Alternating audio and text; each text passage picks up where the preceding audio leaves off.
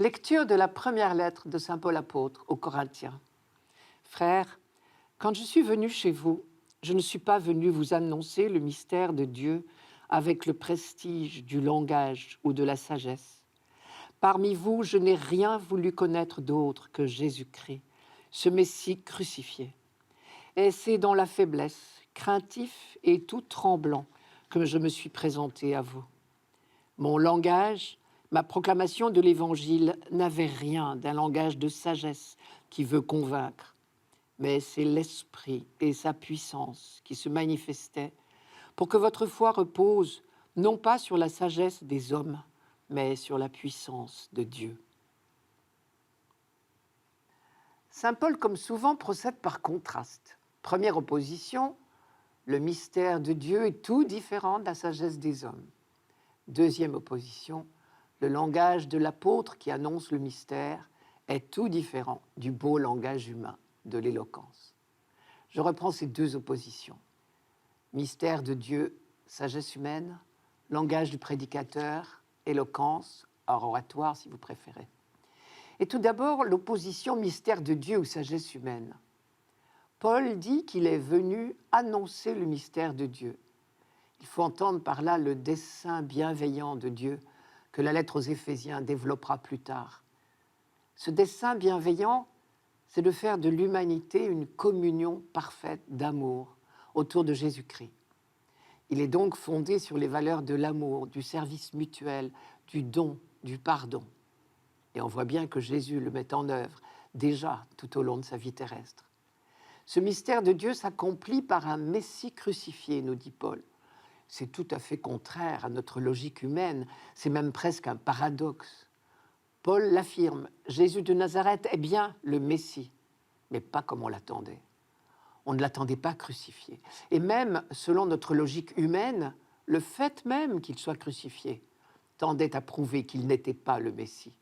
Tout le monde avait en tête une célèbre et terrible phrase du Deutéronome, d'après laquelle un homme qui avait été condamné à mort au nom de la loi et exécuté était maudit de Dieu. Et pourtant, ce dessein du Dieu Tout-Puissant, ce n'est rien d'autre que Jésus-Christ, comme dit Paul. Quand il témoigne de sa foi, il n'a rien d'autre à dire que Jésus-Christ. Pour lui, Jésus-Christ est vraiment le centre de l'histoire humaine, le centre du projet de Dieu, le centre de sa foi. Il ne veut rien connaître d'autre. Je n'ai rien voulu connaître d'autre, nous dit-il. Derrière cette phrase, on perçoit les difficultés de ne pas céder aux pressions de toutes sortes, aux injures, à la persécution déjà. Ce Messie crucifié nous fait connaître ce qu'est la véritable sagesse, la sagesse de Dieu, c'est-à-dire don et pardon, refus de la violence. C'est bien le message de l'Évangile des Béatitudes. Face à cette sagesse divine, la sagesse humaine est raison, raisonnant, persuasion, force, puissance. Cette sagesse-là ne peut même pas entendre le message de l'Évangile. Et d'ailleurs, rappelez-vous, Paul a essuyé un échec à Athènes, le haut lieu de la philosophie. Deuxième opposition dans ce texte, langage de prédicateur ou art oratoire. Paul n'a aucune prétention du côté de l'éloquence. Voilà déjà de quoi nous rassurer si nous n'avons pas la parole trop facile. Mais Paul va plus loin. Pour lui, l'éloquence, l'art oratoire, la faculté de persuasion serait une gêne, parce que totalement incompatible avec le message de l'Évangile. Annoncer l'Évangile, ce n'est pas faire étalage d'un savoir, ni asséner des arguments. Il est intéressant d'ailleurs de remarquer que dans le mot « convaincre », il y a « vaincre ». Il n'est peut-être pas à sa place quand on prétend annoncer la religion de l'amour. La foi, comme l'amour, n'est pas affaire de persuasion. Allez donc persuader quelqu'un de vous aimer. On sait bien que l'amour ne se raisonne pas, ne se démontre pas. Le mystère de Dieu non plus.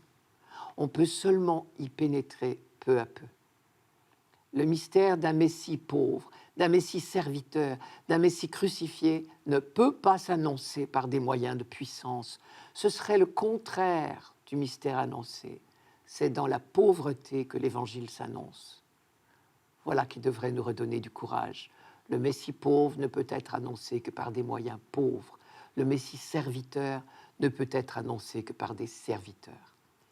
Il ne faut donc pas nous inquiéter de n'être pas de très bons orateurs, car notre pauvreté de langage est seule compatible avec le message de l'Évangile. Et Paul va même jusqu'à dire que notre pauvreté de prédicateur est une condition incontournable de la prédication. Elle seule peut laisser le champ libre à l'action de Dieu. Ce n'est pas lui, Paul, qui a convaincu les Corinthiens.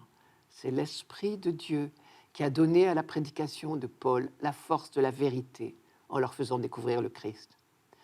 J'en déduis que ce n'est pas non plus la force de notre raisonnement qui convaincra nos contemporains. Leur foi ne reposera pas sur la sagesse des hommes, mais sur la puissance de l'Esprit de Dieu. Nous ne pouvons que lui prêter notre voix. Évidemment, cela exige de nous un terrible acte de foi. Je cite, « C'est dans la faiblesse, craintif et trop tremblant que je me suis présenté à vous. Mon langage, ma proclamation de l'Évangile n'avait rien d'un langage de sagesse qui veut convaincre, mais c'est l'Esprit et sa puissance qui se manifestaient. Pour que votre foi repose non pas sur la sagesse des hommes, mais sur la puissance de Dieu. » Si je comprends bien, l'annonce de l'Évangile s'accommode mieux des moyens de pauvreté. Et pour accepter cette vérité-là, il faut admettre que l'Esprit Saint est meilleur prédicateur que nous.